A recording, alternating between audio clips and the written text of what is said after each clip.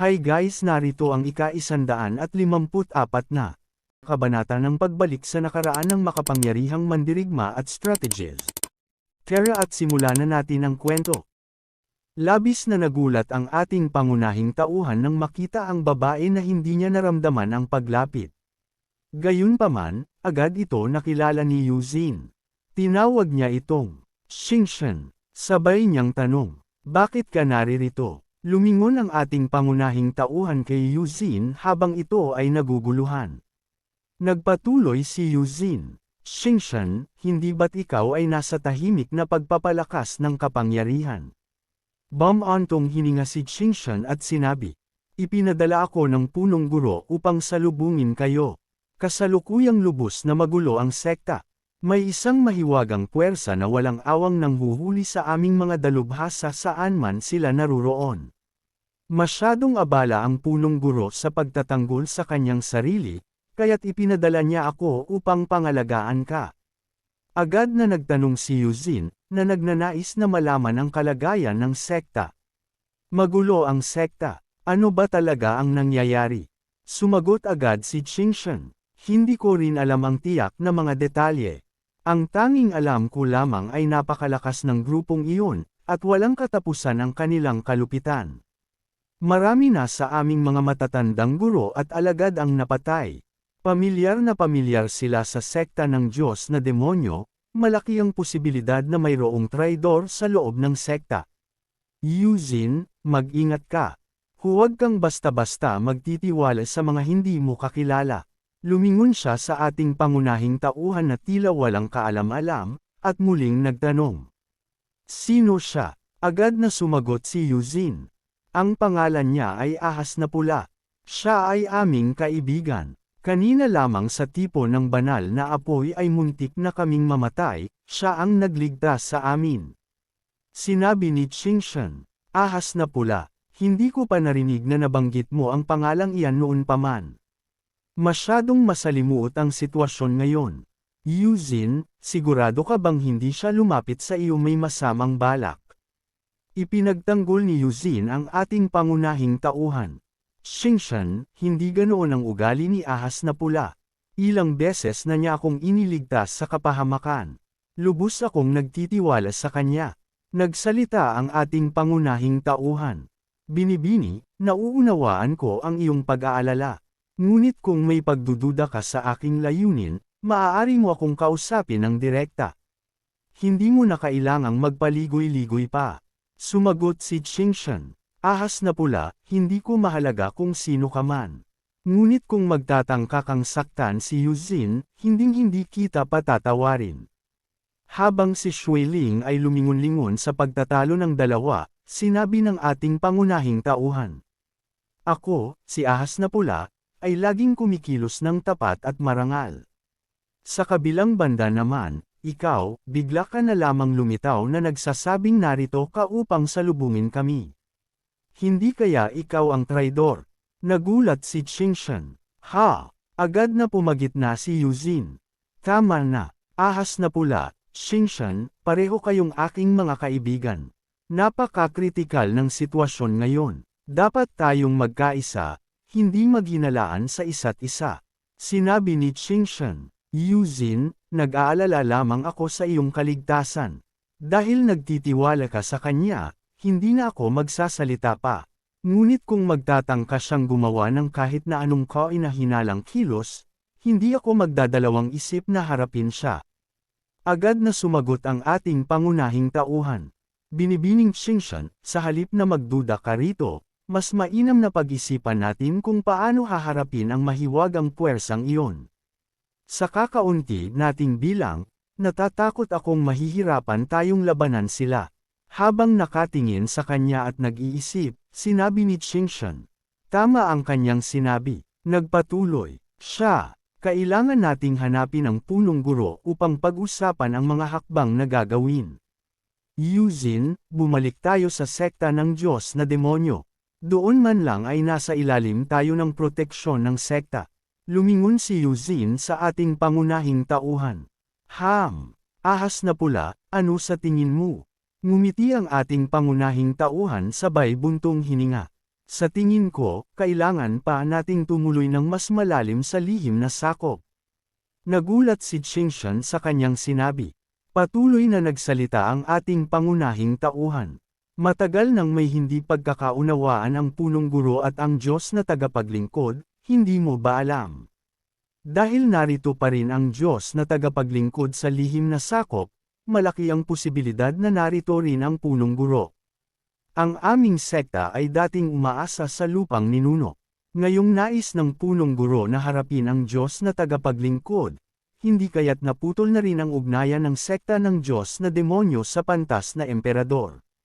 Sinabi ni Qingshan, ang ugnayan ng sekta ng Diyos na demonyo at ng pantas na emperador, iyan ba ay bagay na maaari mong hulaan bilang isang tagapagsilbi lamang?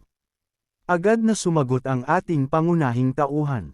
Ang punong guro mismo ang nag-imbita sa akin na pumunta sa kailaliman ng lihim na sakop. Malinaw na may mahalagang bagay na nakatago rito. Marahil iyan mismo ang dahilan kung bakit siya ay kumakalaban sa Diyos na tagapaglingkod. At iyan din ang susi upang malutas ang misteryo. Sinabi ni Yuzin, ngunit naroon pa rin ang Diyos na tagapaglingkod sa loob. Kailangan ba talaga nating pumunta? Sumagot ang ating pangunahing tauhan. Siyempre, hindi malinaw ang kasalukuyang sitwasyon. Sa pamamagitan lamang ng pagtuklas sa katotohanan natin makakamit ang kalamangan.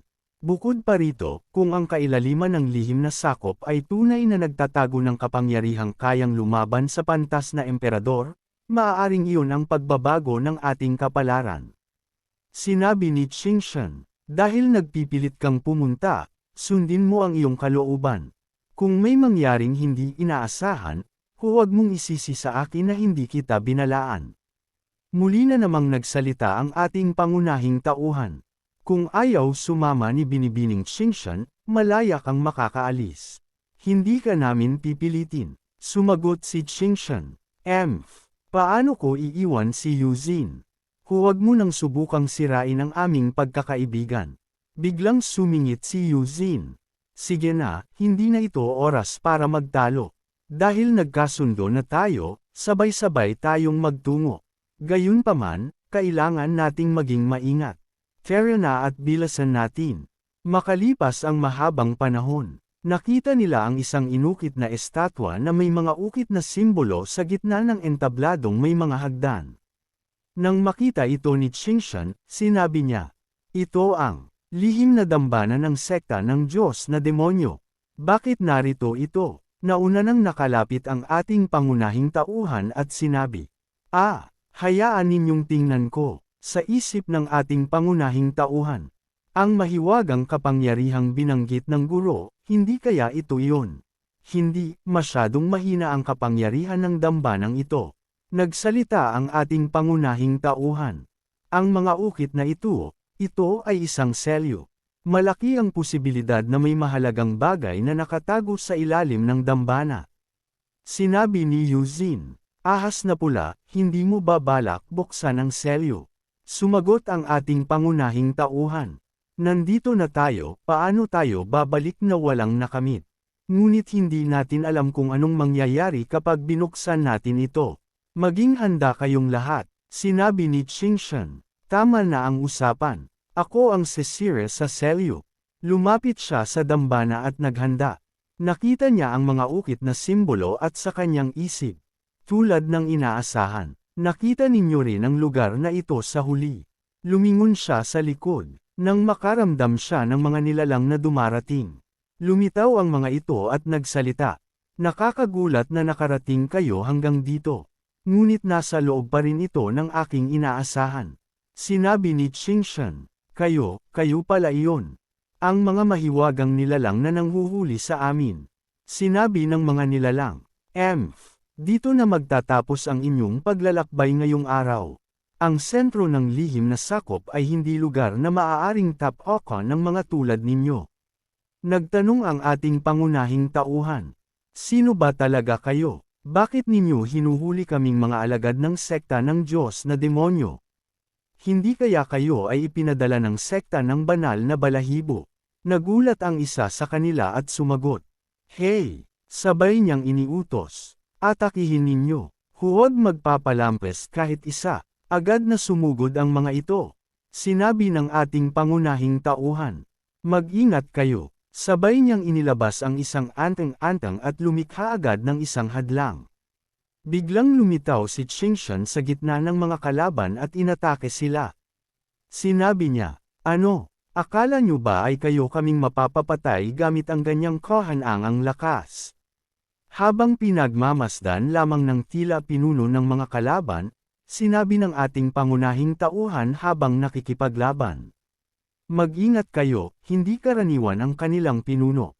Sa isip ng ating pangunahing tauhan, ang lalaking ito, ni minsan ay hindi nagpakita ng kahinaan sa buong panahong ito. Gumster ang pinuno ng mga kalaban gamit ang isang daliri. Agad na inatake niya ang ating pangunahing tauhan. Sa isip nito, masyadong mabilis. Ngunit nailagan niya ito. Sinabi niya, wow, ang damit ko. Sinabi ng kalaban, masyado pa kayong mahina. Ngunit maganda ang iyong lakas. Nagtanong ang ating pangunahing tauhan. Sino ka ba talaga? Bakit hindi mo maipakita ang iyong tunay na anyo? Nag-isip ang kalaban bago itinapon ang kanyang sombrero. Sinabi niya, sige na nga, bago ka mamatay, ipapaalam ko sa iyo kung sino ang pumatay sa iyo. Sinabi ni Qingshan, tao siya, gulat na sinabi ng ating pangunahing tauhan. Hoy, hindi ba't ikaw ang pinakamataas na matandang guro ng sekta ng banal na balahibo? Ang ama ni Long Tianming, Long Tianao. Sinabi ni Yuzin, ha, tunay ngang mula sa sekta ng banal na balahibo siya. Sinabi nito, hindi ko inaasahang makikilala ninyo pa rin ako. Tama, ako nga si Long Tianao, gayunpaman, ngayon, isa na ako sa mga general na demonyo sa ilalim ng pamumuno ng pantas na emperador. Labis na nagulat ang ating pangunahing tauhan nang makumpirma ito. Itinuro niya ang kalaban at sinabi, nabalitaan kong nawala ka sa loob ng mahigit 20 taon, at ngayon ay naging alagad ka na pala ng pantas na emperador. Nagtanong pabalik si Long Tianao. Alagad, wala kayong naiintindihan. Ang pantas na emperador ay isang pinakamataas na nilalang. Ang paglilingkod sa kanya ay isang karangalan. Hanggat napatay ko kayong lahat, maaari pa akong umangat at maging isang Diyos na tagapaglingkod. Bigla siyang nag-anyo bilang isang mabangis na hayop. Sinabi niya, dahil nakilala ninyo ako, kailangan ninyong lahat na mamatay. Naramdaman ng ating pangunahing tauhan ang kanyang lakas. Tinangay nito sina Yuzin at Shuiling hanggang sa bumangga sila sa bato. Sabi ng ating pangunahing tauhan ng may pag-aalala, Yuzin, Shuiling, naghanda ang kalaban ng isang napakalakas na pag-atake. Sinabi niya, haha, maging abo kayo. Agad na nag-anyo ang ating pangunahing tauhan bilang demonyong panda. Panda na may pangil. Ginamit niya ang isang napakalakas na kakayahan. Pinakamabilis na pagsabog ng lakas ng liwanag at dilim. Naunang tumama ang pag-atake ng ating pangunahing tauhan na lumikha ng matinding pagsabog, ngunit tila gasgas lamang ito na dulot sa kalaban. Sinabi niya, hindi umubra, lumingon siya, sa kanyang mga kasamahan bago muling tumingin sa kalaban. Mabilis siyang lumingon nang makita si Yuyin na nakatingin lamang habang nag-iisip. Nagsalita si Yuyin. Long Tianao, bilang isa sa mga matataas na matandang guro ng sekta ng banal na balahibo, na wala ka ng mahabang panahon, talagang ipinagkanulo mo ang sekta at naging isang demonyong nagdadala ng kaguluhan sa lahat ng nilalang. Sinabi ni Long Tianao, Long Yuyin, hahaha, gaano kabanal at dakila ang pagiging general na demonyo, paano maiintindihan ng mga mortal na tulad ninyo yun? Sinabi ni Yuyin, Long Tianao, nabulag na ang iyong isipan. Kung hindi ka magbabago ng isip, huwag mo akong sisihin kung itatabi ko na ang ating dating pagkakaibigan. Sinabi ni Long Tianao, Long Yuyin, akala mo ba kaya mo akong pigilan ng mag-isa? Ngayong araw ay ipapakita ko sa iyo ang kapangyarihang ipinagkaloob sa akin ng pantas na emperador.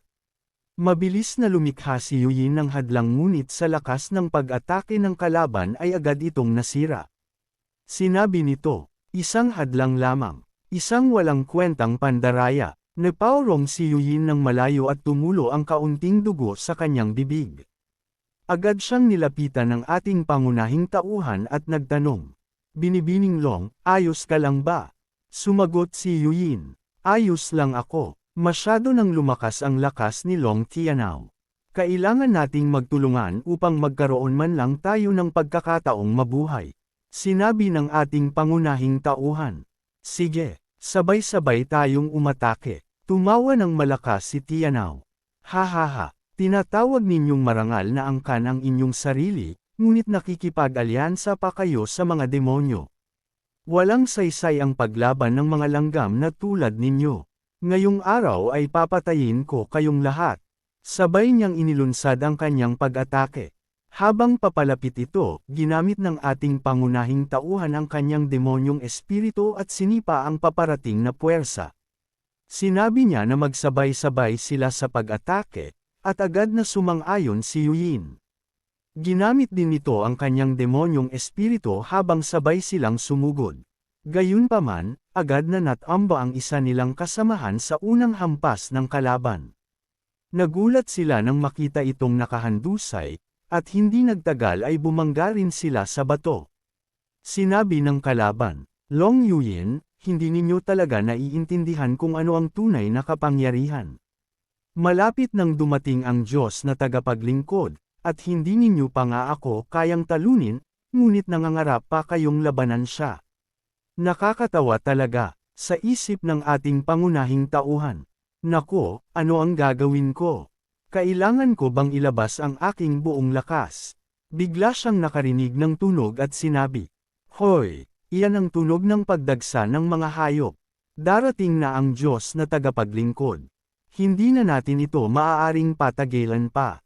Sinabi ni Yuyin, ibibigay ko na ang lahat ng aking lakas.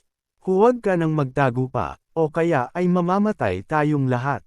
Sinabi ng kalaban, ipakita mo ang lahat ng natitirang kakayahan mo, upang makatawid ka sa mga patong ng pagbabawal at makapunta sa lugar na ito, mayroon ka talagang kasanayan.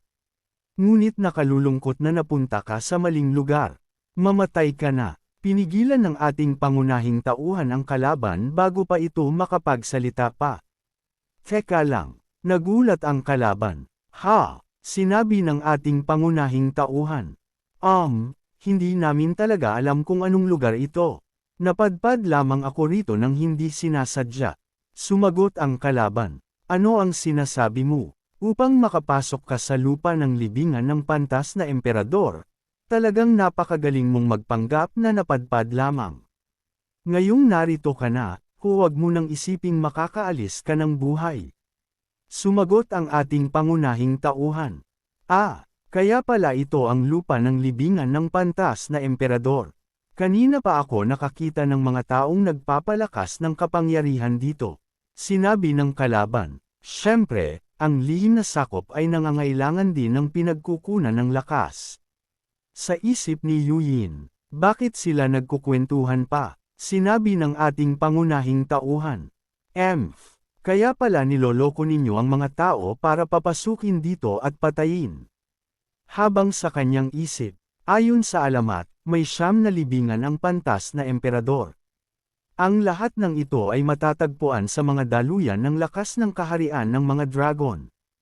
Ang mga butong demonyo ng pantas na emperador ay walang humpay na sumisipsip ng diwa ng langit at lupa mula sa kaharian ng mga dragon.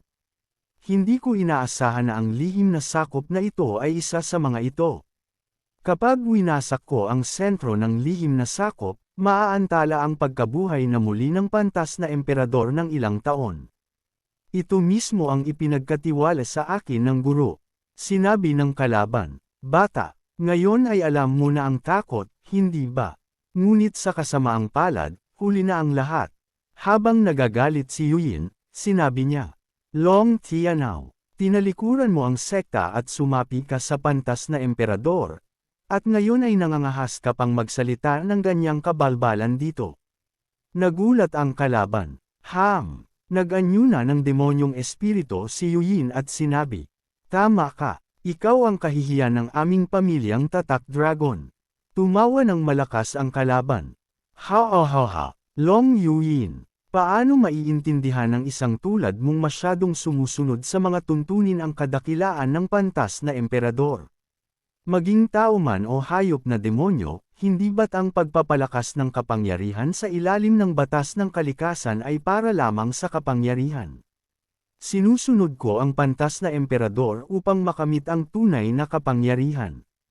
Tanging ang pantas na emperador lamang ang makapagbibigay sa akin ng kakayahang maghari sa lahat ng nilalang. Sinabi ni Yuyin.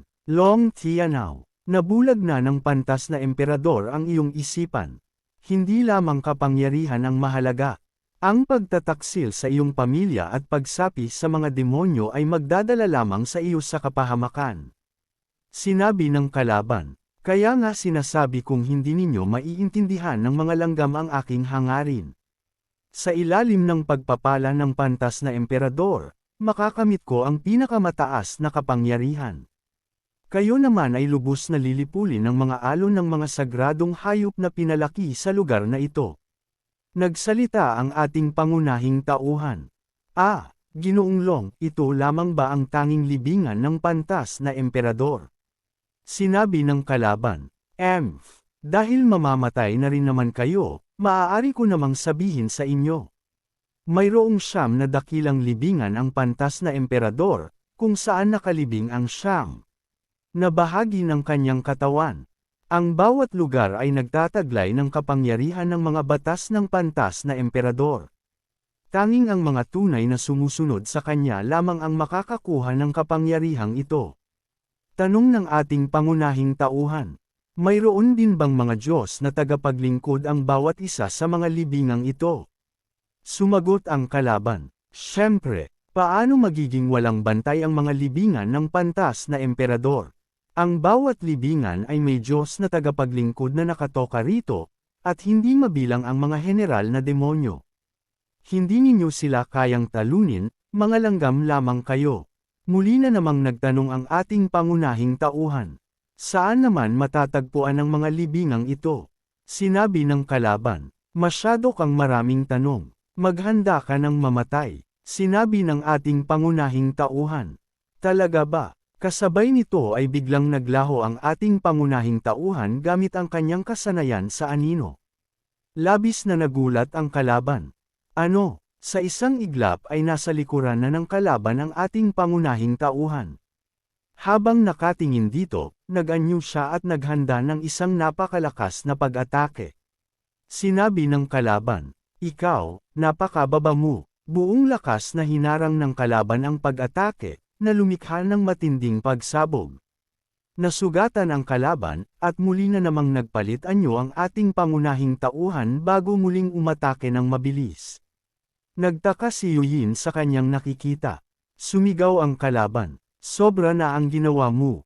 Ngunit ang kanyang pag-atake ay dumaan lamang sa anino ng ating pangunahing tauhan.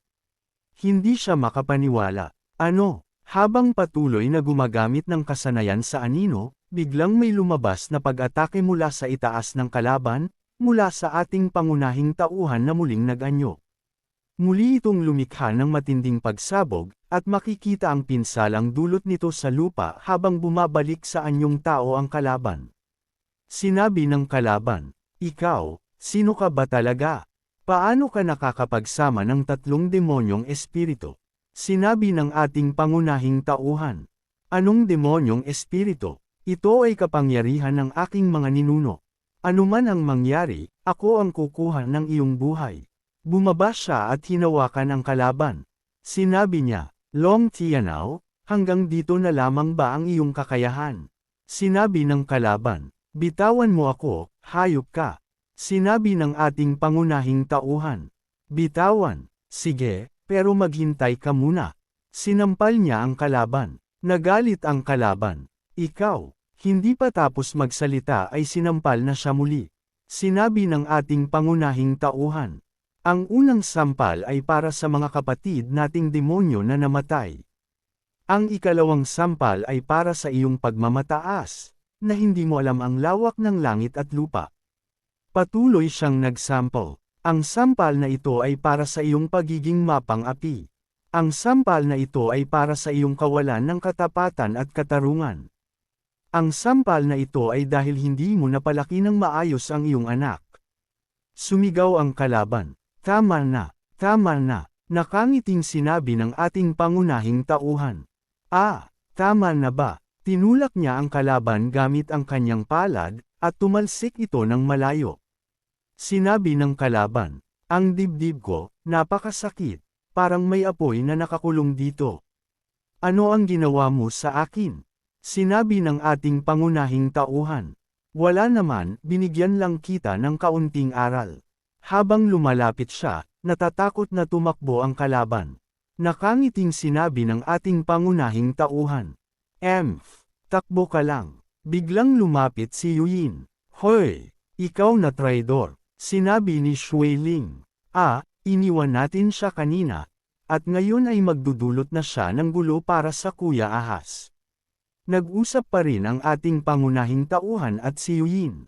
Sinabi ni Zin. Shui Ling, mukhang malapit sila sa isa't isa. Sinabi ng ating pangunahing tauhan. Hoy! Kailangan naming pag-usapan ni Binibining Dragon ang isang bagay, aalis muna kami saglit. Sinabi ni Shui Ling. May iwan na naman mag-isa si Kuya Ahas sa gulo. Sinabi ni Zin. Huwag kang mag-alala. Nang makalayo na sila at makahanap ng mapag-uusapan, sinabi ni Yuyin. Guro, bakit nag-anyo ka ng ganyan? Ano ba talagang ginagawa mo? Sinabi ng ating pangunahing tauhan. Orihinal na layunin ko na makapasok ng palihim sa sekta ng Diyos na demonyo upang alamin ang kanilang pinagmulan. Hindi ko inaasahang madadami ako sa kanilang mga alitan sa loob. Sinabi ni Yuyin, alam mo ba kung gaano katagal kitang hinanap? Labis akong nag-alala sa iyo, natatakot na baka may mangyaring masama sa iyo. Yumuko siya, at nilapitan siya ng ating pangunahing tauhan sabay yumuko rin ng bahagya. Umurong si Yuyin ng kaunti. Hinawakan siya ng ating pangunahing tauhan at sinabi, Yuyin, hindi maaaring malaman ng iba ang aking tunay na pagkakakilanlan. Kailangan mong itago ito para sa akin, naiintindihan mo ba? Namumulang sumagot si Yuyin. Oo, naiintindihan ko. Huwag kang mag-alala, hindi ko sasabihin sa iba. Sinabi ng ating pangunahing tauhan. Mabuti na. Tayo na't bumalik, bayaning Yuyin. Naghihintay pa sina Yuzin at ang iba pa. Nang makabalik na sila, nakita ng iba na namumula pa rin si Yuyin. Biglang may napansin si Yuyin sa itaas na bumaba sa kanilang kinaroroonan. Sinabi niya, mag-ingat kayo. Agad na sumugod ang isang halimaw, ngunit madali itong pinatay ni Yuyin. Sinabi niya, anong nangyayari? Bakit umaatake ang mga hayop na demonyo? Magkakasabay at maayos ang kanilang kilos, may kumokontrol sa kanila. Sinabi ng ating pangunahing tauhan. Siyempre may kumokontrol, ang Panginoong tagapaglingkod.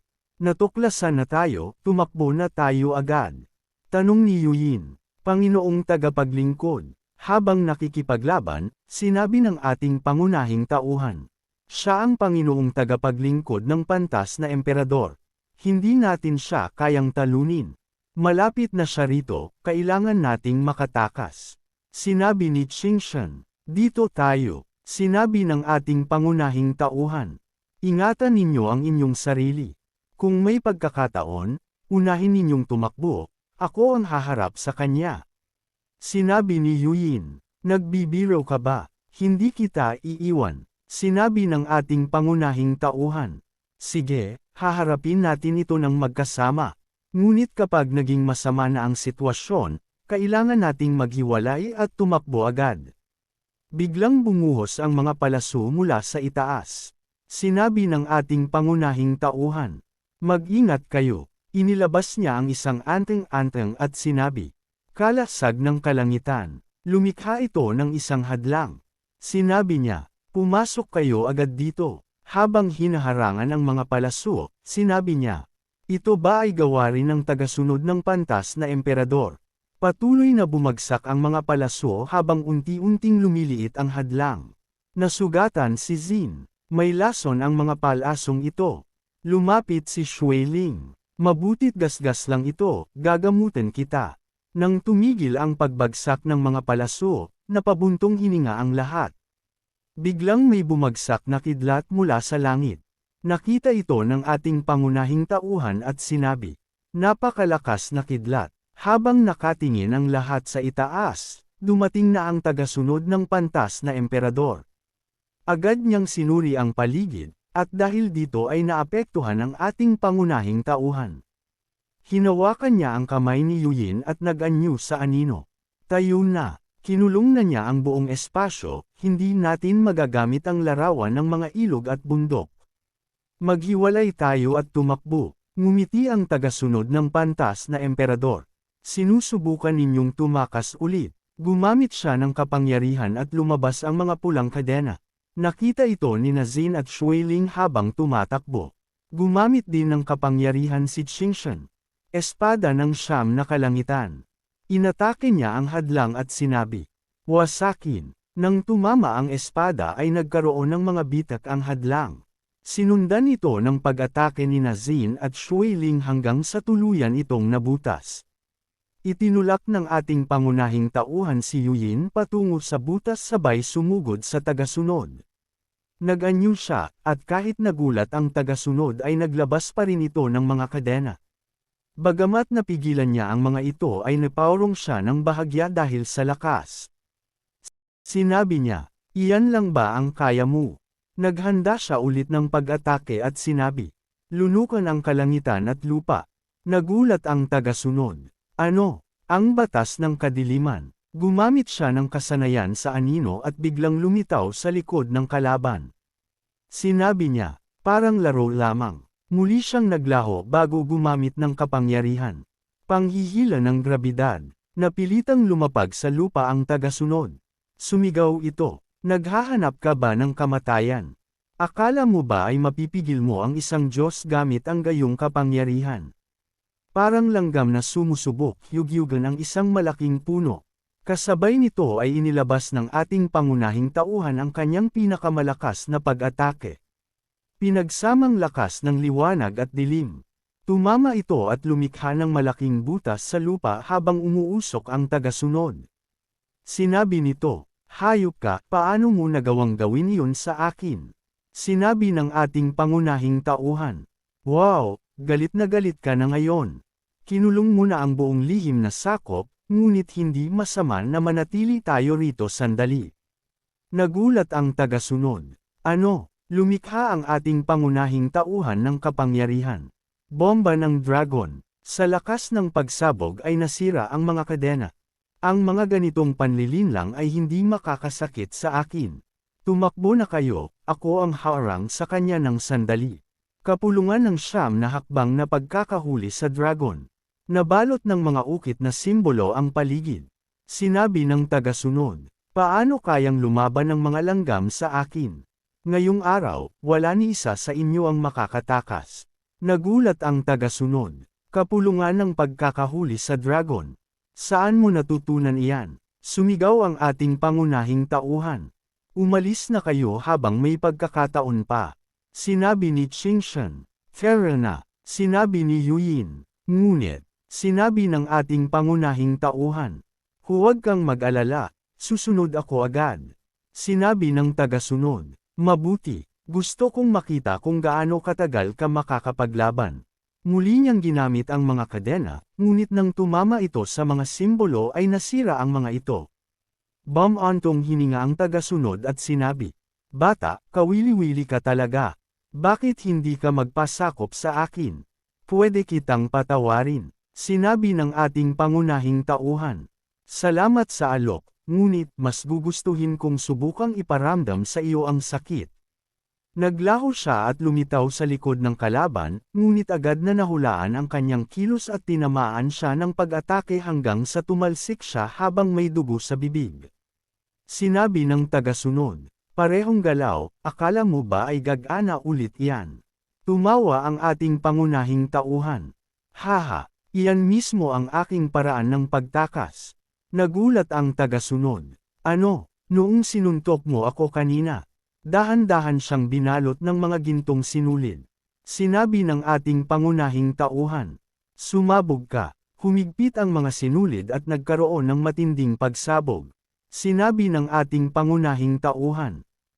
Nahabol ako. Masyadong malakas ang suntok ng Diyos na tagapaglingkod. Bilasan ninyo, hindi magtatagal ang aking kapulungan. Galit na galit siya ngayon. Habang naglalakad sila sa gubat at papalapit ang galit ng tagasunod, sinabi ng ating pangunahing tauhan. Kumapit kayo, nang mahigpit sa akin, sinabi ni Yuyin. May bangin sa harap. Nakangiting sinabi ng ating pangunahing tauhan. Perpekto, mabilis silang tumalon sa bangin. Lumikha ng kalasag ang ating pangunahing tauhan habang bumabagsak sila at lumulubog sa tubig. Nakita niyang hirap huminga si Yuyin kaya tinulungan niya ito. Namula si Yuyin. Nang makaahon na sila, sinabi ng ating pangunahing tauhan. Napilitan lamang ako dahil sa sitwasyon, patawad mo ako. Nakatakas na tayo pansamantala sa Panginoong tagapaglingkod, ngunit madali pa rin niyang mahahanap tayo. Kailangan nating humanap ng mapagtataguan muna. Hindi makapagsalita si Yuyin habang naririnig ang mga pagsabog sa paligid. Sinabi ng tagasunod, kahit hukayin ninyo ang lupa, hanapin ninyo siya para sa akin. Sinabi ng ating pangunahing tauhan. Wow, talagang galit na galit siya. Ayos ka lang ba? Tahimik pa rin si Yuyin. Huwag kang lumingon. Umuubo siya, at inabot niya ang damit, magpalat ka muna nito. Nang dumating ang gabi, sinabi niya, sa ganitong paraan ay hindi muna tayo mahahanap ng Panginoong tagapaglingkod. Guro, napakatagal mong nawala ng walang palam. Sinabi ng ating pangunahing tauhan. Nag-anyo ako upang siyasatin ang sekta ng Diyos na demonyo, lihim na operasyon iyon kaya hindi ako nakapagpalam sa sekta. Sinabi ni Yuyin. Bakit hindi mo sinabi sa akin? Pwede naman kitang samahan. Alam mo ba kung gaano katagal kitang hinanap? Alam mo ba kung gaano ako natakot? Tumigil siya sandali at muling nagsalita. Mabilis na lumakas ang aking kapangyarihan. Gusto kong makasama ka sa lahat ng oras, sa buhay man o sa kamatayan. Biglang may bumagsak na likido. Napansin ito ng ating pangunahing tauhan at sinabi, lason na ulan. Hindi maganda, Yuyin, pigilin mo ang iyong paghinga. Lumingon siya at nakitang tulog na si Yuyin. Inalalayan niya ito at tinakpan ang pinto ng kanilang pinagtataguan sabay lagyan ng mga simbolo. Narinig niya ang bulong ni Yuyin.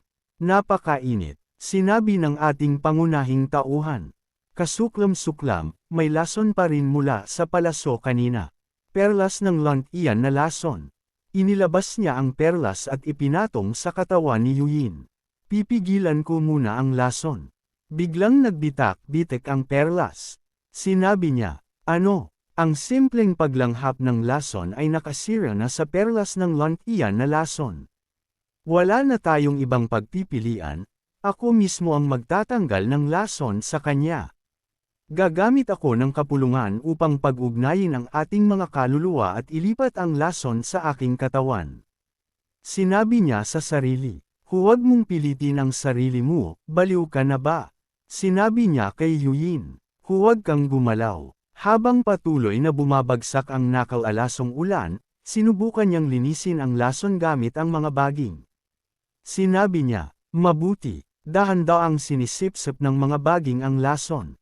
Umuurong na ang lason, ngunit ang natitira ay sumisira pa rin sa iyong mga ugat ng lakas. Huwag kang bibitaw, tiisin mo lang. Nagsagawa siya ng mga galaw ng kamay at nagpokus. Narinig niya ang bulong ni Yuyin. Niyali, ako, sinabi niya, huwag kang bibitaw. Ibibigay ko sa iyo ang lakas ng aking kaluluwa. Nasipsip ito ni Yuyin. Sinabi niya, mabuti. Pagkatapos pag-ugnayin ang ating mga kaluluwa, tila nagtugma ang ating mga pamamaraan ng pagpapalakas. Hindi lang natin natanggal ang lason, kundi lumakas pa tayo, masasabing naging pagpapala pa ang kapahamakan. Sinabi ni Yuyin, pagpapala sa gitna ng kapahamakan. Nag-isip siya, hindi ba't sinipsip din ng demonyong anino ang lason? Hindi lang ito nakatulong sa aking pagpapalakas, napalakas din ito. Tumawa siya, haha, Ano ang iniisip mo? Sinabi niya, kung nakatulong ang lason sa akin na lumakas, paano kung hayaang kainin ng demonyong anino ang buong nakal-alasong ulan? Sinabi ni Yuyin, Guro, isa sa puso mo ba ang lason? Masyadong mapanganib iyan. Nakangiting lumabas ang ating pangunahing tauhan at nag-anyo bilang anino. Hinayaan niyang bumagsak ang lason sa kanya habang lumalakas ang demonyong anino. Nang matapos ang ulan ay nabalot siya ng lason. Sinabi niya, tumaas na namang lakas. Lumikha siya ng talam na gawa sa lason at sinubukan ito sa isang bato, nahati ito at naiwan ang lason. Sinabi ng iba, ang kanyang demonyong espiritu, nagbago na ito. Sinabi niya, maganda, ngayon ay mayroon ng talim ng lason, ang demonyong anino. Kahit gaano katibay ang depensa ng Panginoong tagapaglingkod, hindi niya kakayanin ang sarili niyang lason. Kapag nagkaroon ako ng pagkakataong ipasok ang lason sa kanyang katawan, kahit gaano pa siya kalakas ay uubusin siya nito. Gusto nilang patayin tayo gamit ang lason, ngayon ay ipapakita natin sa kanila ang kahihinatnan ng paglalaro ng apoy. Habang nagtatago sina Qingshan, Yu Xin, at Shui Ling, sinabi ni Qingshan, tingnan mo na lang. Alam ko nang hindi mapagkakatiwalaan ang lalaking ahas. Iniwan lang tayo para tumakas. Sinabi ni Shui Ling. Hindi, siguradong may kinaharap na panganib si Kuya Ahas. Tumingin si Qingshan kay Yu Xin na sumagot. Totoo iyan. Naniniwala ako sa kanya, babalik siya para tulungan tayo. Sinabi ni Qingshan. Sa tingin ko ay ipinagbili na niya tayo. Kahit saan mo tingnan, takot lang siyang mamatay. Sinabi ni Yu Xin, maniwala ka sa akin, Qingshan. Siya ay tunay na kakampi. Kung hindi dahil sa kanya, baka nahuli na tayo ng banal na anak na Liwo. Biglang may dumating na mga hayop na demonyo. Inilabas ni Yu Xin ang kanyang sandata at sinabi, darating ang mga hayop na demonyo, mag-ingat kayo. Madali niyang tinalo ang dalawang unang sumugod. Sumigaw si Qingshan, Yu Xin, sa likod mo. Agad niyang tinulungan si Yu Xin ngunit siya ang tinamaan. Dumami pa ang mga kalaban at nag-alala si Shui Ling. Ginoong Qingshan, pinrotektahan sila ng hadlang ni Qingshan habang sinabi nito. Kapag nagtiis tayo ng kaunti pa, siguradong magpapadala ng tulong ang sekta.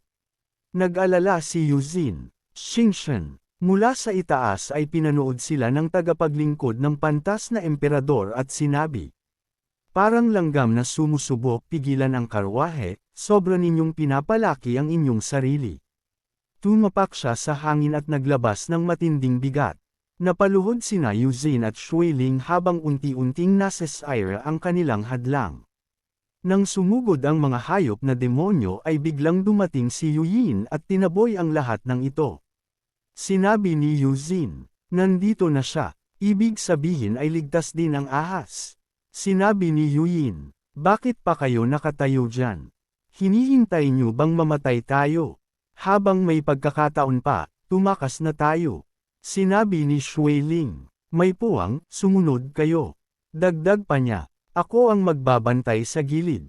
Pinanood lang sila ng tagapaglingkod at sinabi, kawili-wili ito. Sa wakas ay may dumating ding mas malakas na biktima, hindi ko napansin noon, ngunit napakadalisay ng iyong dugo, magiging napakaganda mong huli. Lumapit siya at ang bigat ng kanyang kapangyarihan ay nagtulak kay Yu Yin pabalik hanggang sa tumama ito sa bato at nagsuka ng dugo.